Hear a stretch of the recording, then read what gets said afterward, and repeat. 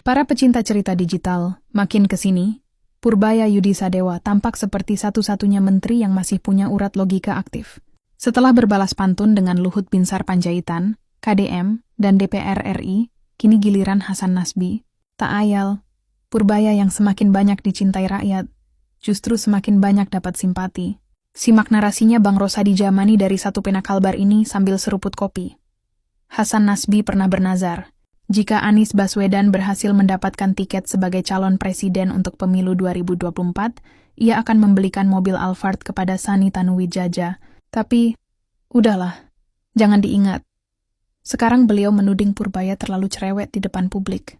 Hasan, ex-kepala PCO, alias bekas juru komunikasi yang hobi menata kalimat tapi lupa menata nalar, minta Purbaya berhenti menyentil pejabat lain demi menjaga soliditas pemerintah. Soliditas. Kata sakti yang sering dipakai untuk menutupi keretakan, seperti plester pada dinding yang nyaris roboh. Hasan tampak sangat mencintai kata itu. Mungkin karena ia sudah lama tidak melihat kejujuran yang solid. Lewat kanal YouTube pribadinya, ia berkhutbah, kalau mau baku tikam, lakukan di ruang tertutup. Jangan di depan publik. Padahal Purbaya bukan baku tikam. Ia baku data. Ia bicara bukan karena ingin trending, tapi karena disuruh Presiden Prabowo Subianto sendiri untuk mengembalikan kepercayaan masyarakat. Saya ini kepanjangan tangan dari Bapak Presiden. Jangan anggap saya koboi, kata Purbaya, dengan tenang tapi tajam, seperti kalkulator yang sadar diri. Namun bagi Hasan, bicara terbuka itu dosa komunikasi. Ia ingin semua pejabat berdebat di ruang tertutup, entah di ruang rapat ber-AC atau di gua tersembunyi tempat kebenaran dikubur hidup-hidup.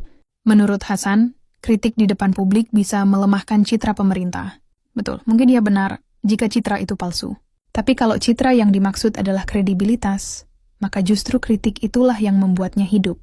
Purbaya tidak sedang menyerang siapapun, ia hanya menyalakan lampu di jalan gelap yang selama ini diaspal oleh kata-kata manis dan laporan kinerja tanpa nyawa.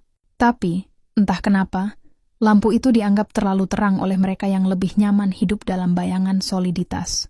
Mari jujur, publik tidak peduli apakah pejabat berdebat di ruang terbuka atau tertutup. Yang penting debatnya masuk akal. Lagi pula, kalau semua perdebatan dikunci dalam ruangan, lalu pemerintah tampil ke rakyat dengan wajah seragam dan senyum kloningan, itu bukan kekompakan. Itu koreografi kebohongan. Hasan menutup pernyataannya dengan nada guru bimbingan politik. Soliditas pemerintah itu penting sekali. Konsolidasi kekuasaan itu penting sekali. Tentu penting, Pak Hasan. Tapi kekuasaan yang terlalu terkonsolidasi tanpa koreksi bisa berubah jadi sarkasme kolektif. Bukankah sejarah sudah mengajarkan, diam demi kompak itu hanya membuat kapal tenggelam lebih rapi?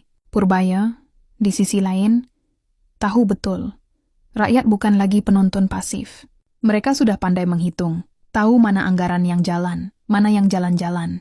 Maka ketika Purbaya bicara, data ikut bergemuruh, angka-angka menari seperti pasukan statistik yang lelah dibohongi.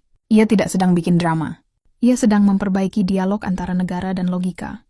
Sementara Hasan sibuk mengatur volume mikrofon opini, Purbaya justru sedang menulis ulang simfoni kepercayaan publik. Dan anehnya, justru Hasan yang terdengar false. Kalau ada yang pantas dijuluki koboi, itu bukan Purbaya, tapi Hasan. Koboi pikiran yang menembak siapa saja yang berani bicara terang. Sedangkan Purbaya, ia tetap melangkah di tengah badai komentar. Membawa satu keyakinan sederhana, kejujuran tidak pernah melemahkan pemerintah. Yang melemahkannya adalah mereka yang takut mendengar kebenaran. Tim AI Roy Wijaya.